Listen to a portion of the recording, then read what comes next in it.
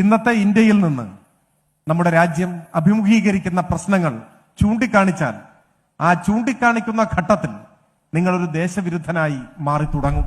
Global hunger index update ചെയ്തപ്പോൾ ഇന്ത്യയുടെ സ്ഥാനം 105ആണ്. ലോകത്തിലാകെ 195 രാജ്യങ്ങളുണ്ടെങ്കിലും 127 രാജ്യങ്ങൾ മാത്രമാണ് ആ പട്ടികയിൽ ഉള്ളത്. 127 രാജ്യങ്ങൾ ഉൾപ്പെട്ട ആ പട്ടികയിൽ ആഗോള വിശപ്പ് സൂചികയിൽ 105ാം സ്ഥാനത്താണ് നമ്മൾ. പക്ഷേ നിങ്ങൾ ദേശീയത ഉയർത്തിപ്പിടിക്കുന്നതോടെ, നിങ്ങൾ ദേശത്തെക്കുറിച്ച് അഭിമാനം കൊള്ളുന്നതോടെ, ഊറ്റം കൊള്ളുന്നതോടെ ലോകത്തിലെ ഏറ്റവും മികച്ച രാജ്യമാണ് എന്റെ രാജ്യം എന്ന് നിങ്ങൾ ആവർത്തിച്ചുറപ്പിക്കുന്നതിലൂടെ ഈ കണക്ക് നിങ്ങളെ അലോസരപ്പെടുത്തുകയേയില്ല. 2024 നമ്മുടെ രാജ്യത്തെ നഗര ജനസംഖ്യയുടെ 40%-ലധികം ചേരി നിവാസികളാണ്. പക്ഷെ അത് നിങ്ങളെ അലോസരപ്പെടുത്തില്ല. നിങ്ങൾ ആവർത്തിച്ച് സ്ഥാപിക്കാൻ ശ്രമിച്ചുകൊണ്ടിരിക്കും. ഈ രാജ്യം ലോകത്തിലെ ഏറ്റവും അഭിമാനകരമായ അന്തരീക്ഷമുള്ള ഒരു രാജ്യമാണ്, എന്റെ രാജ്യമാണ് ലോകത്തിലെ ഏറ്റവും മികച്ചത് എന്ന് നിങ്ങളെ പറയാൻ ദേശീയത നിരന്തരം പ്രേരിപ്പിച്ചുകൊണ്ടേയിരിക്കും.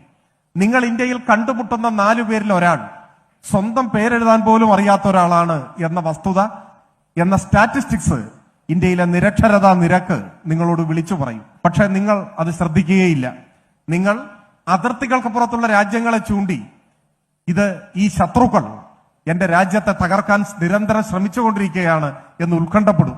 അതിൽ നിന്ന് ഇന്ത്യയെ രക്ഷിക്കേണ്ട കടമയാണ് എനിക്കുള്ളതെന്നും അതിനപ്പുറത്തേക്ക് ചിന്തിക്കാൻ എനിക്ക് സൗകര്യമില്ല എന്നും നിങ്ങൾ ഒട്ടും മാർദ്ദവുമില്ലാതെ വിളിച്ചു പറഞ്ഞുകൊണ്ടേയിരിക്കും. ദേശീയത ഇങ്ങനെയൊക്കെയാണ് പ്രവർത്തിക്കുക.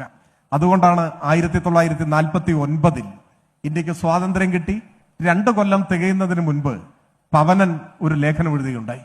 ആ ലേഖനത്തിൽ പവനൻ വളരെ ലളിതമായ ഒരു നിരീക്ഷണം മുൻപോട്ട് വെക്കുന്നുണ്ട്. ആ നിരീക്ഷണം ഇങ്ങനെയാണ്: ദേശീയത എന്നൊന്നില്ലായിരുന്നുവെങ്കിൽ യുദ്ധങ്ങൾ ഉണ്ടാകുമായിരുന്നില്ല എന്നാണ് അദ്ദേഹം പറയുന്നത്.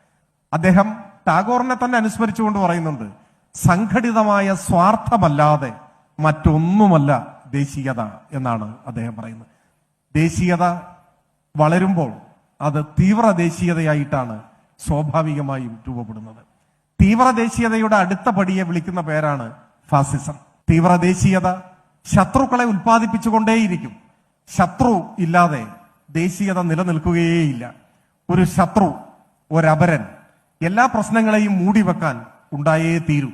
അങ്ങനെ സജീവമായ ആ ശത്രു നിലനിൽക്കുന്നു എന്ന പ്രതീതി ചൂണ്ടിക്കാണിക്കുമ്പോഴാണ്, ആ പ്രതീതി പരത്തുമ്പോഴാണ് നിങ്ങൾക്ക് നിരക്ഷരതയും തൊഴിലില്ലായ്മയും ദാരിദ്ര്യവും പട്ടിണി മരണങ്ങളുമെല്ലാം ഒരു പ്രശ്നമേ അല്ലാതെ കടന്നു പോകുന്നത്. ഇന്നത്തെ ഇന്ത്യയിൽ നിന്ന് നമ്മുടെ രാജ്യം അഭിമുഖീകരിക്കുന്ന പ്രശ്നങ്ങൾ ചൂണ്ടിക്കാണിച്ചാൽ ആ ചൂണ്ടിക്കാണിക്കുന്ന ഘട്ടത്തിൽ നിങ്ങളൊരു ദേശവിരുദ്ധനായി മാറി തുടങ്ങും.